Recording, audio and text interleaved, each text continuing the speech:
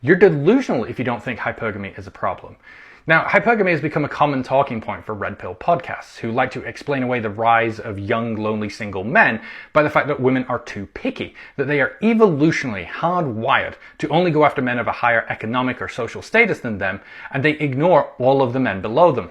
The problem is that in order to skirt around the fact that a lot of the data, like that which I've already shown, doesn't support this fact, they have to broaden the definition of hypergamy so wide, it becomes virtually meaningless. Just be a random dude off the street. 100%. I am not hypergamous at all. You are so hypergamous, you won't have sex with a guy until the guy is the guy that you're looking for. I think the fact that you are a virgin right now just proves a point that you're like to a very high degree. The fact that I'm abstinent means that I'm waiting for someone richer than me. No, hypergamy doesn't mean women are bad. When did I say bad? When did I even imply that? Hypergamy is just an algorithm. It's an evolutionary adaptation that women have. It's not a negative or positive thing. I'm not sure if it's an evolutionary adaptation. I think the reason women have historically been hypergamous is because they were barred from higher education, so obviously the average man was going to earn more than them, but by 2050 we're going to see a total reversal of hypergamy. Hypergamy existed before there was money. Hypergamy has nothing to do with money. If you don't already follow Fahar, please go do so. She's incredibly smart. And what's interesting is she's doing exactly what podcast bros say women should be doing, in not being promiscuous, in being very specific about her choice of partner, and yet she still ends up being criticized for being too picky, for being hypergamous, proving that the only consistency is that no matter how a woman behaves, these men will find some reason to shame and criticize her. But this discussion also brings up the debate. Is women's hypergamy a result of a social behavior due to historically not being in control of their own economic and social destinies, and so having to marry a man in order to elevate themselves? Or, as the podcast bros put it, this is an evolutionary adaptation. Women are now hardwired to this behavior and utterly incapable of escaping it, despite what they may say. This, of course, lets men off the hook, and to do this, they point to the fact that women prefer men who make more as proof of this. But men also exhibit this preference, just to a lesser degree, and who wouldn't want a partner who makes more? I would love a partner who made more money. Fly me around the world, sugar mama.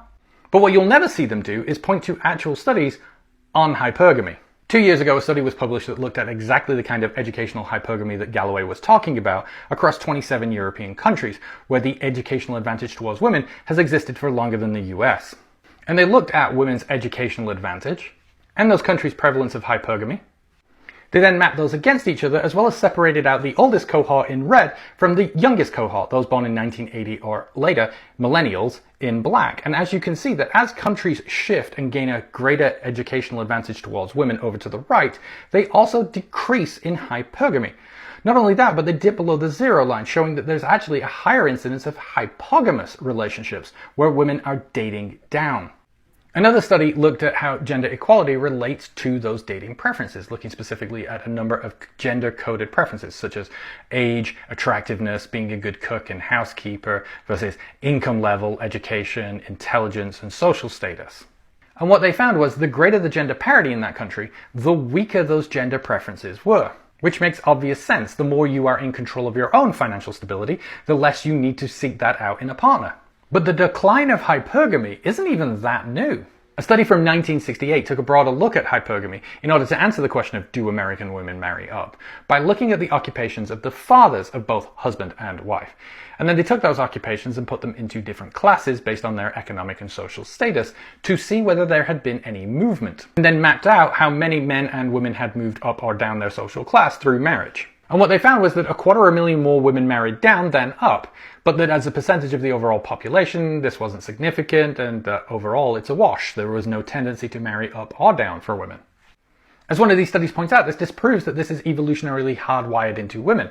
The only delusion around hypergamy is in thinking that it still exists or has been an issue for men for the last 50 years. And this is what Peterson, Galloway, and these podcast bros don't get. That if your concern is genuinely for men who are struggling and not forming relationships, then you should be advocating for women's greater education and income, because that has been the single biggest factor turning around the trend of hypergamy into hypogamy and women dating down globally. But that would mean admitting that women do date down and that men are no longer the top of the food chain. And I'm not quite sure their fragile egos are ready for that yet.